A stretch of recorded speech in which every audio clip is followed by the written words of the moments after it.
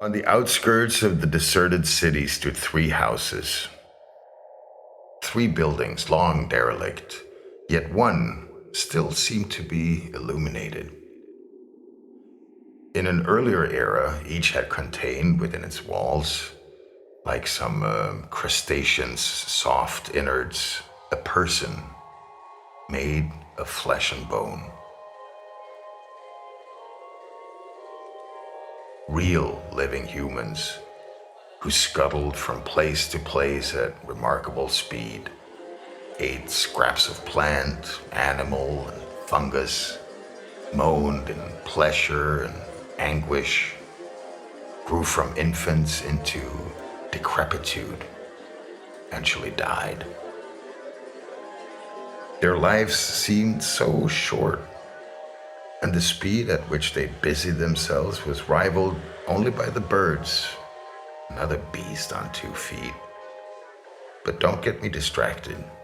In the beginning, when they had been constructed, baked clay bricks laying one upon another, slathered in cool, viscous mortar, beams of timber raised to the sky, leaving empty voids in their bellies. Gaps in their walls were left, later filled with rectangles of glass and other rectangles of wood, and finally, above they were given overlapping ceramic scales, which kept out the rains and the pigeons. Back then, they would be lit with electric light. They would each perform shadow puppet theater on the paving stones each night, relaying the day's hardship and joys to one another in silent, rapid flickering. In addition, each building held a gentle flame, or many, warming the plaster and fur of its inner chambers. Some had one flame deep in its core, others many smaller flames, one in each room. There was so much to see back then, for the world was very busy. Unlike today, when no young houses are built, but every spring gives news of one or another whose beams have given way to rot, weight. Back in those days, there was a fevered scurrying. Even in the daily blinks of darkness, commotion rang out in the streets and was hauled up through the stairwells and into the inviting chambers within. It seemed like all buildings were festooned in garish colors, warm, festive lights, pungent odors, and their floorboards were piled with all forms of frenetic, rhythmic beating. Each house was a vessel, ferrying an undulating brood of quaking beings through their lives, each house protecting innocent life from the relentless battery of weather and time.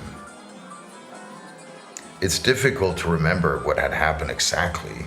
Seemingly, on one day, all was as it had ever been, tides of crashing voices and footsteps, and on the next, all those thrashing throngs of little life were gone.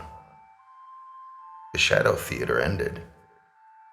The flames snuffed out, and all that could be heard was the ever-present wind from the north and the creaking, sagging of each building's joints and joists. Where had all those little things gone off to?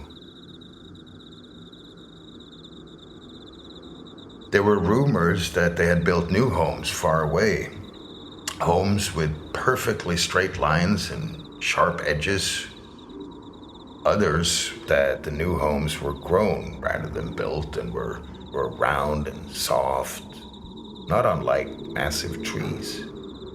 But in either case, those tiny creatures had left so much behind. And still we wait,